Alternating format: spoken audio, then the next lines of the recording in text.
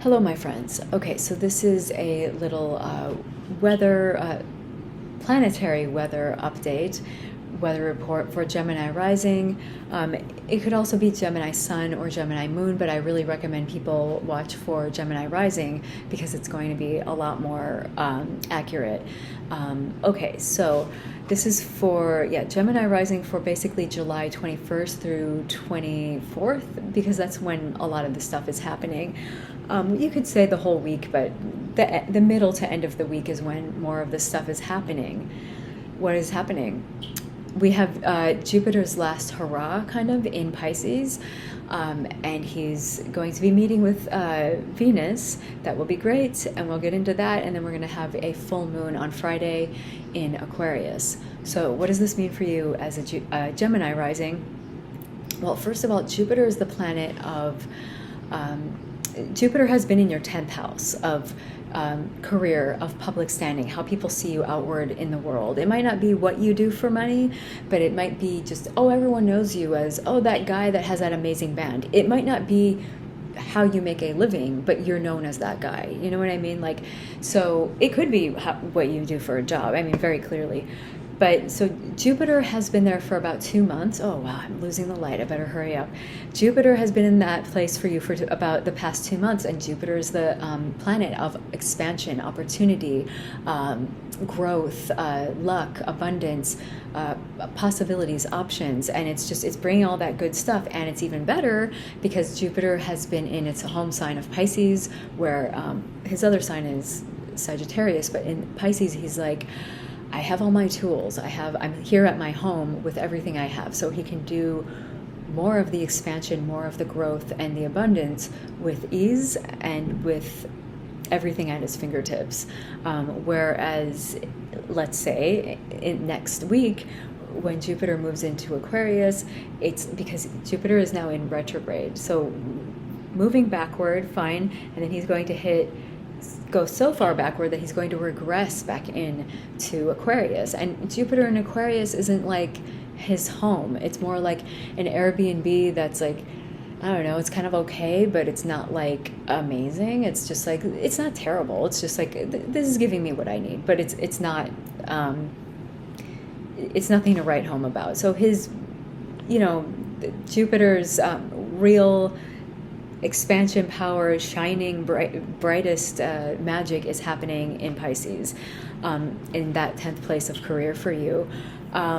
So when Jupiter, before he retrogrades back out of that, on Wednesday and Thursday he's going to meet with Venus, and this is very good because Venus will be in just freshly into your 4th house of home, family, living situation, ancestry, roots. So Venus bringing sweetness and goodness. There are possibly gifts or some kind of, smoothing over of things. Beauty comes to that area, okay?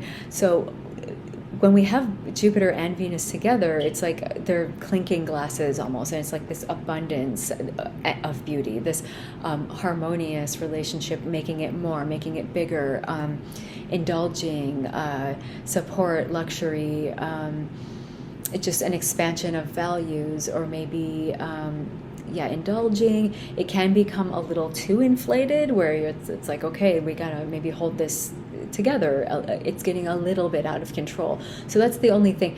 Extravagance, like, that's the only thing I would say would be maybe something to watch out for, is that, Jupiter making things more options. Let's do, everything. And Venus being like pleasure and, all this good stuff.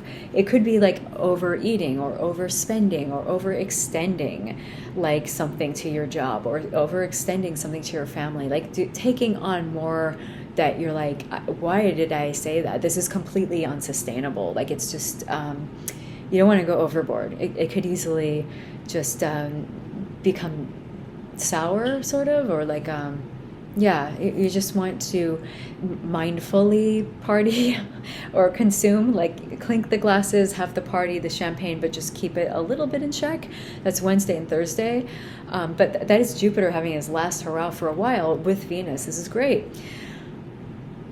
Jupiter will return to that place of Pisces goodness where he has all of his tools, but not until about New Year's Eve, like literally December 28th or something of this year. So it's going to be a while. But the next thing coming in on Friday, the full moon in Aquarius, is kind of like highlighting this culmination, this harvest of like, look at what is happening now. Look at what we are, we are sitting here with this. And where is that happening? It's happening in your ninth house of kind of bigger belief system, possibly religion or gurus, or just something to do with like religion, spirituality, bigger belief system. It could have something to do with a foreign travel, possibly, or foreign people. But that's basically, your ninth house is your house of like the law, of like your ethics, your belief system. So Saturn is really locked down there and has been in there for, so Saturn, like the moon is like, hi, I'm a full moon, I'm in Aquarius, I'm in your ninth house, great.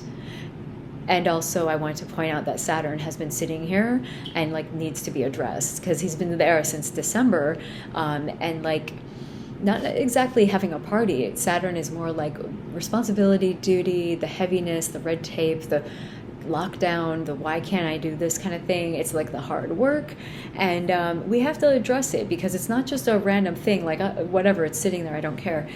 We have to care because Saturn and Uranus are in a big square this year, continuing into next year when we get eclipses on them also.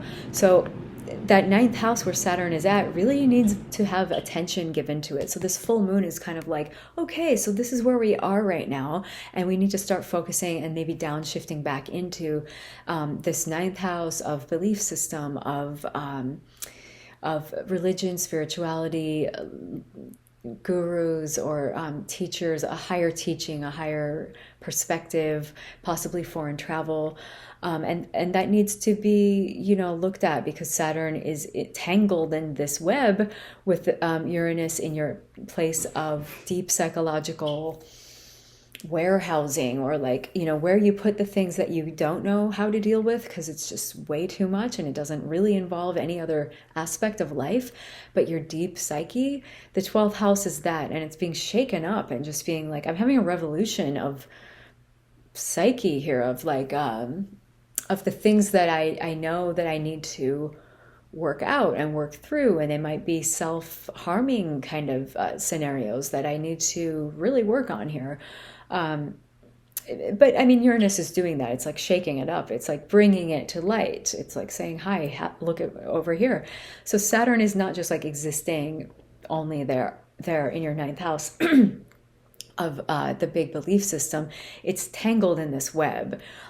So that's why it's important. And especially, I'm sure you probably have felt that web being highlighted since late June, and then into especially 4th of July weekend, around early July, when Mars in your third of siblings, neighbors, neighborhood, routines, communications came through to say, hey, let's like make it even crazier. And it's like, okay, so that all came through. It might be dying down a little bit now, but that full moon coming through is a very emotional kind of like harvest of, what do we have here still to work through? Because we still have to work through this. All of us are going to be working with the Saturn-Uranus square throughout the rest of the year and into next.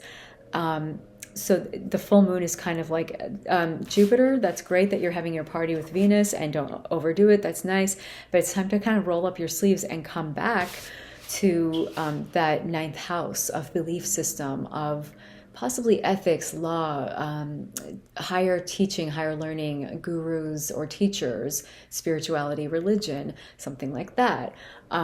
Possibly foreign matters, like foreign countries, long distance travel, something like that needs to be attended to. And Jupiter, although he's not like, this is my favorite place to be in Aquarius, he will gladly make things a lot better in that house, because with Saturn sitting there alone, it's kind of like, here's all the reasons why this can't happen, or why we have all these, the red tape or the obstruction or the lockdown. And Jupiter is like, okay, but like, let's look at the lay of the land. It's not going to be that bad. We have these options and we have this, and let's infuse more of these things in here. And it's kind of like helping that. It's very much helping that situation. So your 10th house that Pisces, Jupiter Pisces has been in, where it's like your 10th house of career, has probably for the past 2 months been getting a lot more, stuff coming through it. It's going to take a back seat now for a little bit and just kind of reverse back. And the area of your ninth, where it's like the belief system and the religion stuff, or big belief systems, will be getting that highlighted extra juice. But it really needs it, because Saturn alone there is like, it's very Saturn-y. It's very it's just the hard work, the responsibility, we have to think of the future, all these hard questions that you don't want to. It's not fun. It's not a party. It's, doing the hard work, creating the foundation for the future.